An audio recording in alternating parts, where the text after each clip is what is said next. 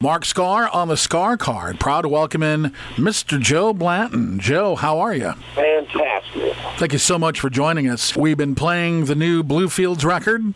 It's called Day in the Sun. So congratulations. I know it's been some time since we've had new Bluefields music. You know, the band is really kind of a bunch of friends that got together, and they all have other major jobs, and it was kind of a side project, and we've just all been friends for years. So the last few years have been very heavily, the band has toured. The other members have toured very heavily, and myself included, and we just haven't gotten around to making a new record. So now we have 6 years since the last one. The opening track, Blowin' Sunshine, we featured that one. Let's see, what else? Bridgewater, Bottom of the Barrel, those have all been on so far, and so people are getting little tastes here and there of Day in the Sun. This is album number 4 for you. It is. Also, I might tell our listeners that you put out a solo record in 2018, late 2018, called Good, Bad, Right, or Wrong, and I want to talk about that as well. I've been checking you out on YouTube, some of the live stuff, and you had alluded to some of the people in the Bluefields. Of course, Warner Hodges, who we've also been playing a lot on the show, and Dan Baird, somebody that our listeners will know from the Georgia Satellites. Wearing Me Out was a track, I understand, that was originally intended to be on a Homemade Sin record, but you got it. I did. You know, me and Warner and Dan have been friends for a long, long time. I've known Warner since 1979. And in fact, Warner played drums for my very first punk rock band in Nashville back in the day, before I even knew he could play guitar, which it kind of really lets you know, it dates it. But we all have been writing together so fast and furiously on each other's records. Me and Dan write on Warner's record. We all three write on the Bluefields. We all three write on Dan's records. So we kind of take the Nick Lowe, Dave Edmunds approach, where those two guys, when they were really on fire and, you know, doing their own separate project, as well as, I can't think of it right now, what's the Nick Lowe, Dave Edmunds, Rockpile? Yes, Rockpile.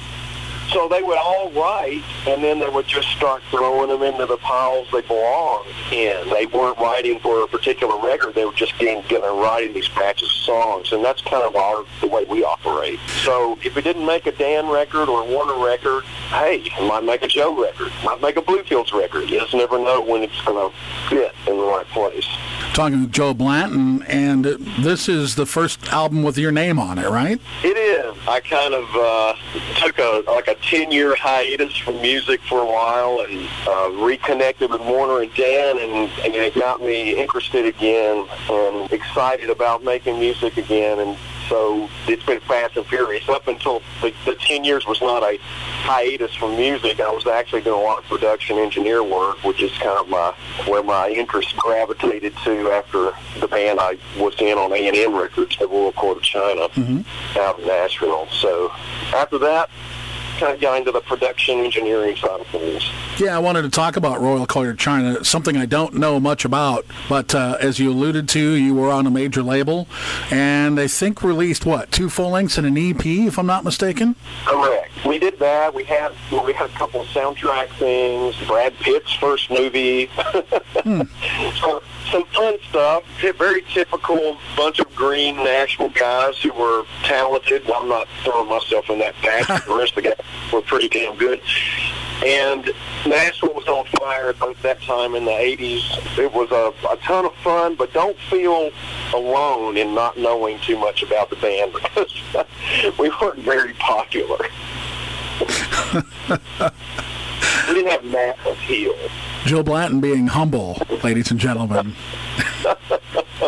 See, we can look back now and laugh, and because we're having a good time doing all this other stuff. Well, you could sit there and think about the days gone by, and I'm really fortunate to have friendships and relationships with people that are still actively making music. In fact, we just went out. The Bluefields were actually Warner's backing band on the Outlaw Country Cruise 5, which just happened in end of January, 1st of February. And it's like 30 acts on that. Sold out. The cruise, it sells out in like 15 minutes every year. The minute it goes, the tickets on sale. And it's like everybody from Sunvolt to Steve Earle to Lucinda Williams and all of these people that are, there are some younger people, but a lot of active people in our age group that are just making fantastic music. And, of course, Brad, our drummer in the Bluefields, plays for Steve Earle. Yep, right.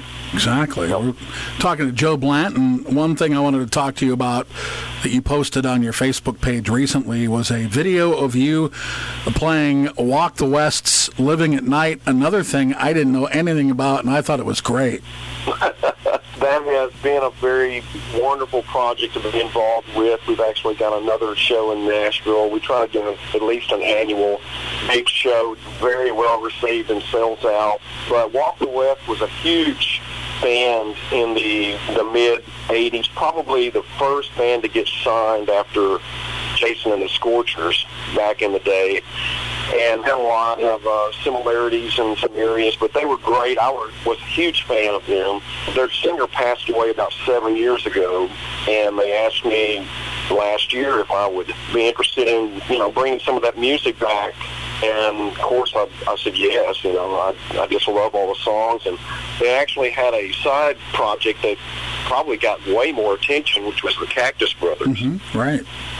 They had 2 albums on Liberty Records, which was really Capitol Records. And fantastic band, fantastic instrumentation, great guys. I love doing that project. Talking with Joe Blanton, also a couple of years ago, you were deputized for Dan Baird, who had some pretty serious health problems, and you went out and fronted Homemade Sin. And I know I talked to Warner a couple of years ago, and he said you had to learn like 60 songs and go out and hit it. I think it was about 75. Okay. Here's the thing. It was fantastic because I hated doing it. I hated that I had to do it, or it needed to be done in the first place because of the health issues with my good friend Dan. But it's like being the very best cover band you could ever possibly want to be in, because I'm playing all these songs that I've loved for years and songs I've actually, had a hand in writing and producing for Dan's last 4 or 5 records. The fans were fantastic. They really supported the shows. They supported Dan. It was a lot of fun for me to go out and do that. It was a big job. And Dan is a monster guitar player. I am not a monster guitar player.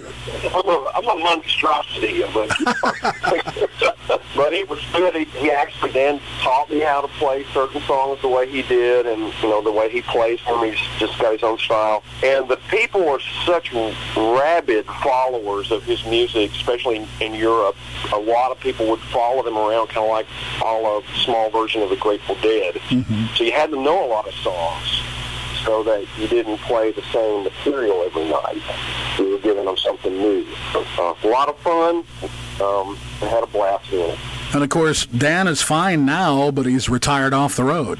He is, but I got to tell you, he's on his way over here right now. I'll be here in about 45 minutes. He is working on a top-secret project that I cannot talk about beyond what I'm talking about, but I'm helping him out with a little bit there, but he's on fire creatively. So people have not heard the last of Dan Baird. And also, you won't hear the last of Dan Baird because we're also working on the new Warner record, which that's what we're getting together for today. In about 45 minutes, Warner will come too. And we're about 60% of the way finished with his new solo record. Hope to have that wrapped up in the next few weeks. And it's great. Anybody that's a fan of vintage Jason and the Scorchers, I had a big hand in writing on this record, and I'm producing it, and my dream was to, produce a Scorchers record. And contribute to it that way. This is going to be something really close for any fans out there of that music and that era, which I know there's a lot of. It's going to please them. What else is on the radar for Joe Blanton for 2020? Finishing up the Warner record, there is a Joe record out there. There's also a project I'm working on with a couple of the Royal Court guys. That's kind of the third album that never got made. That we kind of were very interested in hearing the outcome of that, because we thought it was going to be our best one.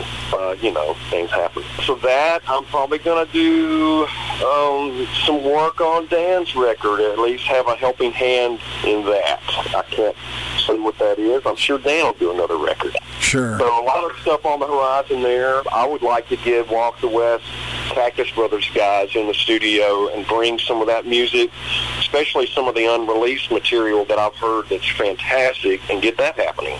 Always something good to do in Nashville, Tennessee. There's just talent dripping out of every doorway, Joe, thank you so much, and let's stay in touch, please, and have you back sometime. Absolutely. Thank you, Mark. For Joe Blanton, I'm Mark Skaar. This is the Skaar Kaard on 103.7 The Fox.